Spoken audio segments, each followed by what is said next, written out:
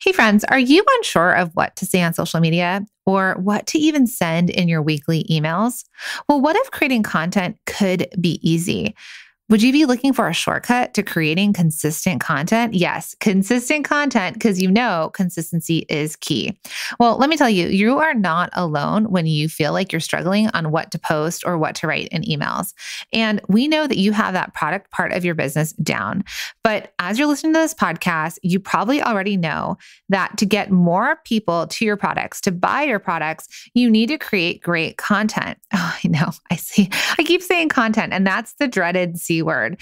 And we can't tell you how many product bosses tell us that they want to create great content for their audience and their customers, but they don't know what to say, or they are so busy they can't find the time, or they really, really, really don't want to be the face of their brand.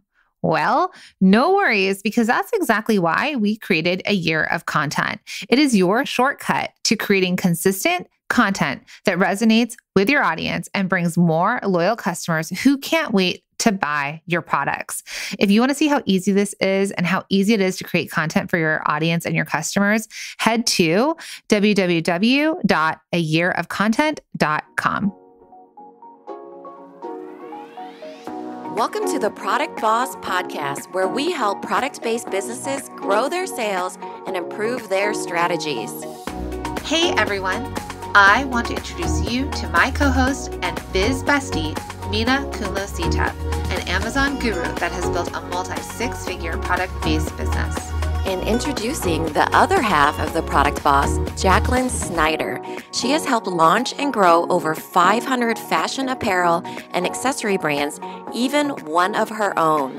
And together, we share our inventory of secret weapons that will help you dig deep and do the work it takes. Are you ready? Let's build together.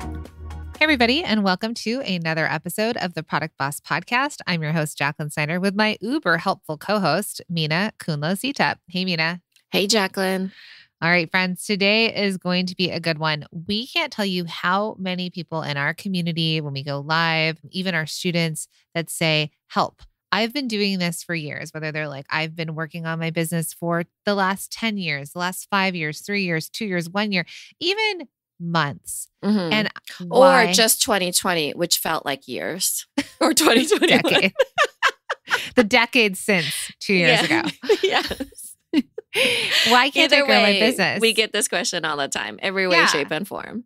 So many people feel stuck. They feel so stuck that, it's maddening. I've been in business for a decade and I haven't been able to reach what I've dreamt of reaching. And I feel like I'm stuck on that hamster wheel. Yeah, for sure. I was just envisioning that too. The hamster wheel of just like moving, being busy, doing all these things, and then finally catching your breath and being like, what am I doing? And why can't I grow this better? And you do feel stuck in it. And definitely, first and foremost, we want you to all to know that you're not alone in that. We all feel that way at certain points of our business. And we do want to make it so we don't have to feel that way. Like that's the ultimate goal for all of us. Right. Because, it's one of those things where you're running and running and you're running on that wheel and you're like, okay, all right, I'm going to get there. I'm going to get there. And all of a sudden you look and you're like, oh, I'm still in the same place that I've been. And we want you to get off that hamster wheel. We want you to start taking steps forward and taking action and getting to where you want to get to. And so we want to kind of go over it today on a couple of things that you could focus on that will help you grow your business and get unstuck or get off the hamster wheel. Mm-hmm. And feel like you're not driving yourself crazy, right? Like Jacqueline said, it feels maddening. So what is the first thing that you can do? Okay. So number one is to focus on the needle movers. You'll hear us talk about this, right? Like focus on the needle movers, but what does that even mean? Right? That's the question we get sometimes is, I know that you said I need to do the time, I'm allotting the time, but what is a needle mover? What does that even mean? And so a loose definition of that, to make it easy to understand, is that little effort with lots of ROI. So in my mind, when I think about needle moving activities, the things that I want to focus my time on, it is things that can either save me time in the long run or make me money in the long run. Then it's worth my time, right? Because it's like, oh, okay, I'm putting this time and that is moving the needle in my business because I know that either I'm saving time or making money, right? Or perhaps saving and vice versa, or the flip side of that, either making time, right? So then you're getting more time. Like let's say I outsource, I work on the day on outsourcing activities, or I'm saving money, which is pretty much a dollar earned right there. Right. So, and the ROI is the return on investment. So, Yeah. In our workshop series, we're teaching the 80-20 rule, where to focus for a product-based business. 80-20 means that let's say 20% of your efforts yields 80% of the results, which means that what can you do? And we teach this in Bestseller Secrets Challenge and all the places where 20% of your products can account for 80% of your revenue. But where else can you apply this in your business, right? 20% of your efforts can account for 80% of what return? Yeah. So I want to give some examples, but first, pop quiz. What? And I know you're going to know the answer to this because it's so easy and it's like we hear it all the time. What do people in our community think is the thing that they should be focusing, or what do they think is a needle mover in their business that they spend a lot of time on? Social media? Yes, 100% social media. I was so nervous. I was going to lose that one. Well, I mean, I pretty much, pressure cookered you into that one because it's like, I know you're going to know this one. One of those relationship shows. What's her favorite color? But it's true. People spend a crazy amount on social media because they think that that's what they should be doing. They think that that's the needle mover. They think that that's where everybody else is. They think that that's how a business has made it where they are. They think it's social media. And that simply is not true. Social media tends to not be a concrete needle mover for a lot of people. It doesn't actually move the needle. So some other examples that I'd like to give are, like when our students, when we're working with them, they work on pricing. Working on knowing your numbers and working on your pricing is a definite needle mover because you should know how much profit you're making, or you should know, as Jacqueline mentioned, what your best sellers are. And the only way to get to that is by knowing your numbers, right? So a good needle moving activity is for you to sit down, look at your numbers and understand which ones can make you a profit.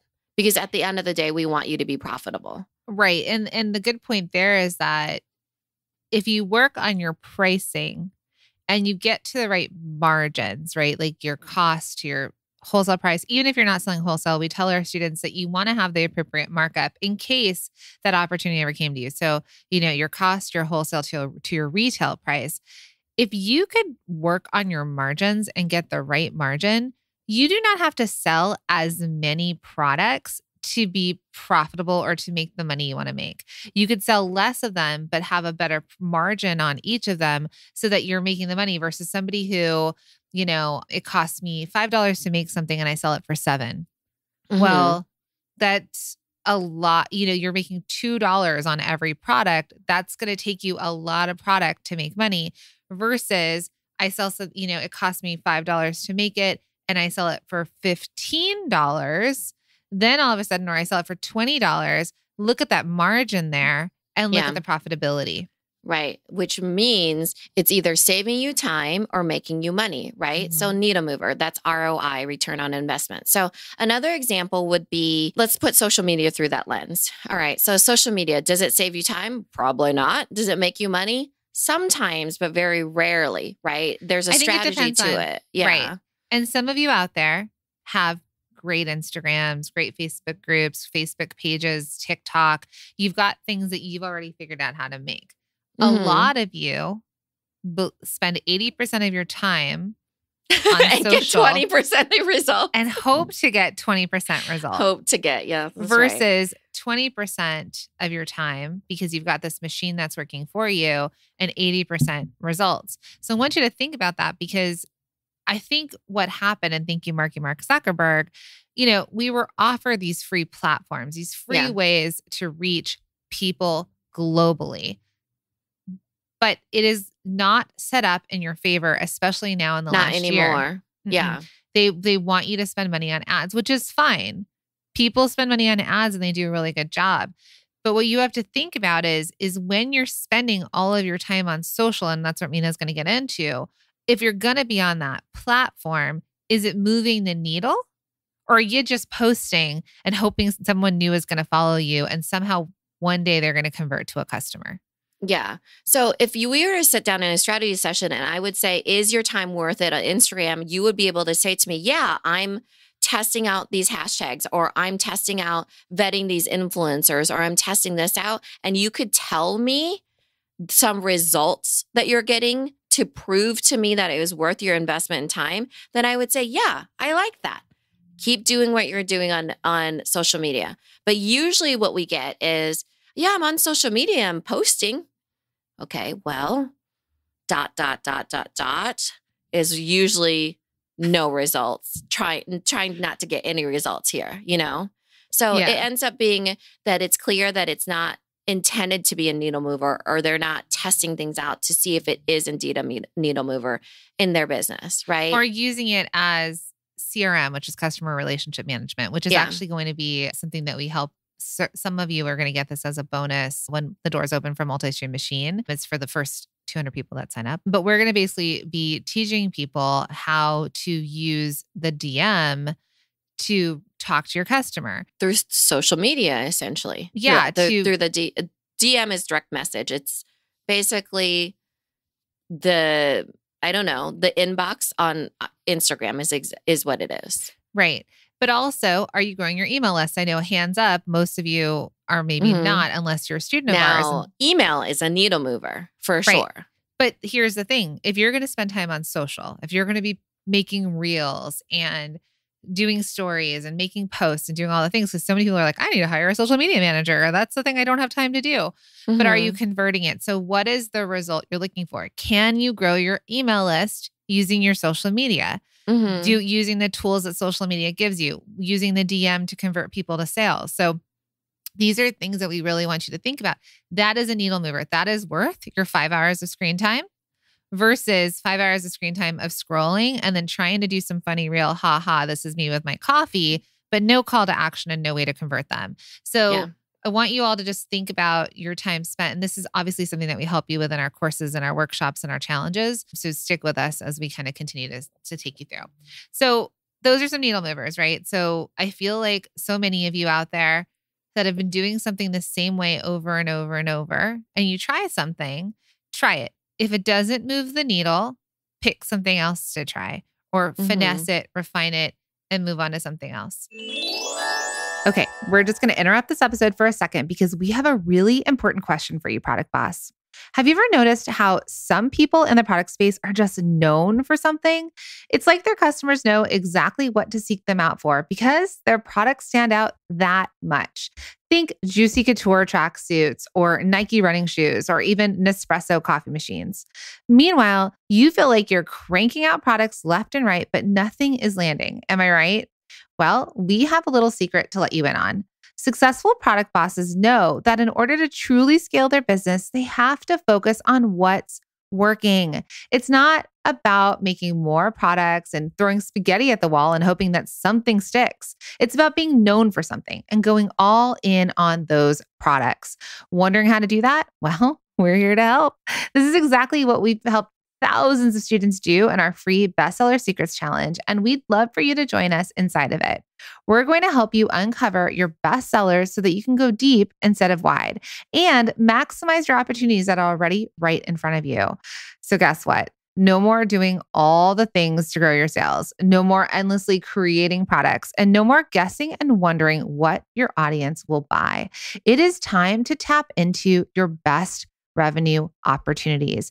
It is 2022. Let's lean into what's working in your business so you can stop doing all of the things. We want to invite you to join this free challenge that starts Monday, February 14th. That's right, Valentine's Day. We're going to spend it with you. So head to bestsellersecretschallenge.com and you can get signed up for free right there. Again, head to bestsellersecretschallenge.com and we'll see you inside.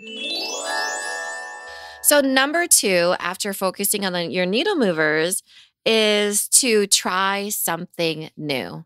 Now, people don't like to try new things. They don't like change. 9 out of 10 people. This is, you can Google it. I don't have the source. 9 out of 10 people would rather die than change. Are you the 9 or are you the 1? You Don't know? like change at all.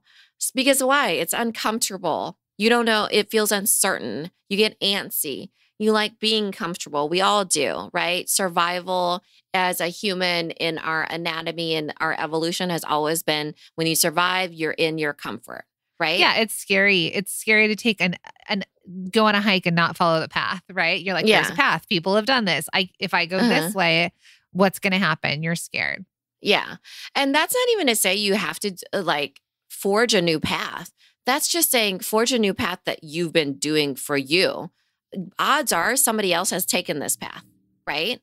So let's say you trying something, you decide to get some photos taken, which is a needle mover, right? Getting better photos, but the photos aren't converting and you're like, I don't know what's happening. I took all these nice photos and I hired somebody and they took all these white background photos. Well, maybe you need to try something new and show your products in action. That's what your customers want. Or maybe you need to take those photos and add them into infographic and do some call outs on benefits. I don't know what it is. Video? But video perhaps, stop motion, I don't know. But it's telling you I've tried something for so long. If I want different results, I'm going to have to try something different. Right? Mm-hmm. So that's within, let's say, your systems or looking at the things that you're doing or presenting. I take my products and they don't, I go to these shows and it's like really hard and people don't buy them. And they look at them and they ask me questions. Okay. Well, what are your customers telling you? What are people telling you? Is it hard to understand? Is it new packaging that needs to happen? Is it a better way of explaining? Right. But if you're trying something over and over and it's not converting, it's time to try something new. I'll say the same thing about sales channels, sales platforms, right? A lot of us get really comfortable in where we're selling. Mm. We get really comfortable with saying like, well, I've always done it this way. And I've always done it this way. Okay. But if you're not growing, if you're not hitting revenue goals that you're hoping to hit, then it's time to try something new. Otherwise, isn't it the definition of like madness? Insanity is doing the same thing over and over and expecting a different result. Yeah, that's the saying, right? Insanity, the definition of insanity is trying the same thing over and over and expecting a different result. So, we do get that pushback a lot, right? It's like, but this is how I do it. This is how I've been doing it. Well, how's it working out for you? Sounds like not so great. Should we try something new? So I think that it's hard to try something new. We totally get it, right? This is sometimes the pushback of doing video. Well, I don't want to do video, but we know that video works. It's a needle mover. Should we try it?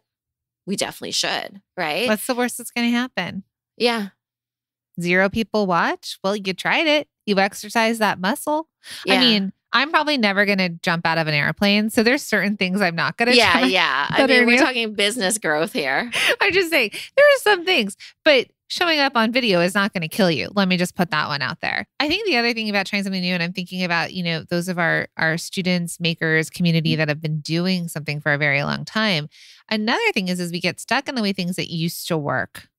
As a small business, we are so lucky to be so adaptable and pivotable, right? We can pivot. This is what we saw in 2020. It was like we were able to be on our toes, pivot, and do what we needed to do versus big business couldn't. So a lot of you were like, but we even have people that say, Facebook ads worked for me in the beginning of last year, but they're not working anymore. But they keep trying Facebook ads, right? Hoping that it's like the slot machine. You just keep putting money in. The same thing is like, I've had this business for a long time. I used to have my retail shop. People would come to it. Or I had my business for a long time and I used to do in person, but now in person has died. Or I used to be on Etsy, but now Etsy has died. Or whatever the thing is that you did. And I'm not saying to jump off of that. But when things start to shift and change, you could be aware of that and test something new, bring something new into your business, arsenal or toolbox and think, well, what can I do with this? What's happening? Where are people going to shop now? What's the change? And sometimes being an early adopter is a little too early Mhm. for a lot of people, but getting in on the earlier side of new things. Yeah, or being knowing and understanding that your agility is what will take you forward, right? Because Yeah. there were people in 2020 that they just stopped because they were not willing to change, right? They were going to wait till in-person came back. They were going to wait until, they were able to do what they've always been doing. But during that time while they are waiting, technology changes, innovation changes, customer brains changes. Right. So that even your customer has changed during this time where it's like customers are different. They care about social issues that they didn't care about before. They shop differently and make different purchases that they didn't before. They care more about small businesses than they cared about before. They are sticking more with local than they've ever done before because of, how big, for what they can't find online, for example, right? So for a little bit, we all were stuck locally, for example. So really be thinking about that when you're waiting and when you are not wanting to try something new, to try to wait it out is probably your best bet as a small business, because your superpower, like Jacqueline said, compared to big businesses is the fact that you are adaptable, that you can pivot quickly, that you're super agile and you can try different things quickly and you can adjust accordingly. And it takes trying new things. Yeah. So think about those things on your list. You're like, I would like to do it, but I'm scared. It's new. Change feels uncomfortable. Yeah. Change feels uncomfortable, right? Yeah. Like those first days you go work out at the gym, you go to Orange Theory, you get a trainer and you feel you're just going to puke. Throw up, I was going to say, in the garbage can after. Not speaking from any experience over here. So I've heard. And then you're like, but I'm going to go again. I'm going to keep trying. And the more you do it, the less you feel nauseous, right? And eventually you forget that you ever felt that way because you feel different now. You've tried something new, you've adjusted, you've adapted, and like you're used to it. So, we'll reference things outside of business. And then your body decides it doesn't care that you went to Orange Theory for the whole time and you've plateaued. And you're way to take it there. No, I'm serious. And you've plateaued and you can't seem to grow your muscles. You can't seem to can't lose that last healthy. 5 pounds. Yeah, whatever it is, right? So now you need to try something new again. Maybe it's your hormones. Maybe it's your eating, what you're eating. Yeah. Maybe it is this next one. So let's go into the last one. Maybe you need an expert. So the third one here for figuring out, why can't I grow my business is maybe you need help from experts, right? Because you don't know what you don't know. And there are other people that have gone down this path, very likely that they can help you either save time or make more money. Yeah. And I mean, I'll say for my health journey, that's 100% what happened, right? Thank you. You didn't go to Orange Theory. I did. I used to live across from an Orange Theory. Hated it. Oh, I am not meant for high impact. I never got into the orange zone. Trudging through the whatever zone. So, okay, so let's just recap this, right? So you focus on the needle mover. So if we're going to go to working out or losing weight or whatever it is, you're like, okay, I need to work out more. Yeah, feeling healthier. I need to feel health. I need to work out more. So I'm going to try and, I don't know, walk 3 times a week and watch my food. Okay, I'm doing that. All right. It's not really okay. All right, I'm doing it. I lost a few pounds. It's not really doing much. All right, now I'm going to try something new. Now I'm going to join Orange Theory. I heard Mina loves it. Who's this Mina that you're talking about? I don't know, the person who supposedly goes. No, I didn't end up joining Orange Theory. But let's just say, okay, so she's at Orange Theory. She's like, it's great, super high impact. Look at how love amazing me my some body Orange looks. Zone. And okay, all right, I'm going to go try Orange Theory. Okay, cool. All right, I'm doing that. All right, cool. Yeah, it works for me. I've lost another, 5 pounds. I'm feeling healthier. I'm feeling stronger. And I've hit that plateau. All right, why am I hitting this plateau? Well, it looks like at this point, so, for me, I've paid for all these online yoga classes and, all online do it yourself. A lot of trying something new is a lot of times we'll say, let's do it myself. But at some point it doesn't stick. It's hard to maintain and keep up. And an expert keeps you accountable. or they give you a fast track, or they give you a tried and true Or formula. you simply don't even know what you don't know. So for me, for example, like even though maybe it wasn't about losing weight, for me, I want to be healthy, right? So I have been able to lose weight, but I didn't realize I don't know a lot about hormones. I don't know a lot about, high impact versus low impact. I didn't know about, I took like Everlywell tests that what does my specific body react poorly to? So those are things that I just don't know. Right. And similar journey over here. And then so for me, for example, I hired a nutritionist because my health journey led me to being certain foods I couldn't eat and whatever. And I was like, I'm going to get a nutritionist who made it simple. I had a plan to follow. I talked to this person. They hold me accountable. Right. And so that's when we're talking about business for all of you, seeking help from experts. You're listening to this podcast, but we work with our students a lot on this too. A lot of times we get this, It's general knowledge though. Yeah. Right. Or they say, I need to set up an email. I need to set up my email flows or my email list. I need to get this all going and I don't know how to do it. Right. And sometimes those of you that have time to build it, do it. Otherwise, some people have money and they're willing to pay an expert to set it up for them. It's the same idea with, those students of ours that joined Multi-Stream Machine where they're like, I'd love to get better at wholesale. I'd love to think about how do I get my product on Amazon. I really want to figure out how to use social media as a tool to grow versus just this time waster. So I really want to know how to price my goods. Oh, I really want to know what photographs I need to have in order to either do them myself or pay somebody to do them. Right. And so how do you get that? You sign up for Multi-Stream Machine and in there, we give you these roadmaps. We tell you how to do it. We give you the examples that have been tried over and over by thousands of students and they've seen the results as well. So it's like, you don't have to figure it out on your own. You don't have to source it all together. You have something that is giving you this path forward. So think about that because so many times we're like, I could just do it on my own, or I'm not worth the investment to do this, or I'd rather take a long time, 5 years, 10 years, and somehow one day I'll figure it out versus shortcutting my path, like getting the shortcut, getting the quicker route to my goal. Right. Instead of wasting time, right? Because, okay, here's what the question was, and I'm going to run down this so we can close it out. That the question is, help. I've been doing this for years. Why can't I grow my business? Right? We hear that all the time. Well, one, you need to focus on the needle movers. So figure out what the needle movers are for you that save you time or make you money. And everything goes through that filter. Is this activity going to yield me some results? Right? So it's time or money. More time, less time, more money, save money. Yeah. And then the second thing is, why can't I grow my business? Well, have you tried something new? Maybe you've plateaued. Maybe it doesn't work that way anymore. Maybe it's time for you to ignite your business in a certain way or, get closer to your customer in a different way, right? So try something new and get out of your comfort zone. So that's another thing.